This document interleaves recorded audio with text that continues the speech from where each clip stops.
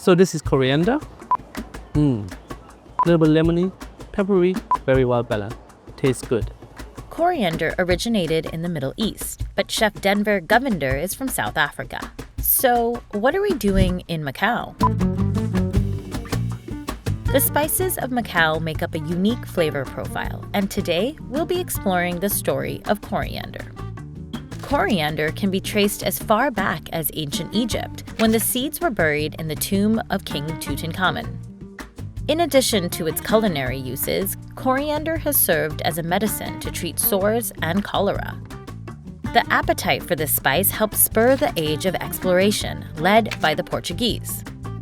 In 1488, Bartolomeu Diaz sailed around Africa's Cape of Good Hope, which helped establish a maritime trade route that stretched from Portugal to South Africa and Macau. In 2015, Chef Denver arrived in Macau in search of something else. This is Vanessa, my wife and my boss. Vanessa's family runs a famous Filipino bakery in Macau. The couple met while working at Walt Disney World in Florida. I met my wife in the US and she brought me over here. Now I'm trapped. It was his choice. I didn't force him. So we love story. Together, we opened up Aria by Chef D. It is the first South African restaurant in Macau, and it's named after our daughter.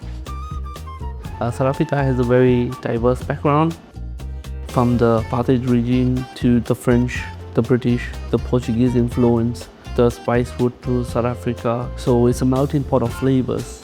Coriander is used in many regional cuisine, for example, the curry from Durban and then the Cape Malay food. So the dish I would say that represents South Africa in terms of the use of coriander is boerewors, which means farmer's sausage. Boerewors, if done correctly, takes 2 to 3 days. The first step is to marinate the meat to allow the spices to penetrate the meat. Whiskey, pork fat, beef fat, vinegar, and some other spices, but the main one is coriander. Step 2 will be grinding.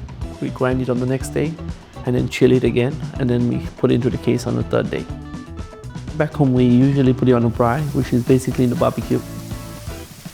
I think South Africa has been a very vital role in terms of the spice route because the Cape of Good Hope was the initial docking. And without that, I don't think spices will be as prevalent as it is in the African continent. And I think it's important to understand that the spice route shaped what we know to the current day. Macanese cuisine, for example, the curry in South Africa was the curry here. Only thing different would be maybe a few ingredients, but the basic overall steps of cooking it are the same. When I first came to Macau, it was a cultural shock because in a very small place, you can get a lot of diversity of cuisines. I always believe that small restaurants where locals eat are the soul of the city. And just like Denver and Vanessa's restaurant, Macau has always been about the marriage of different cultures and cuisines.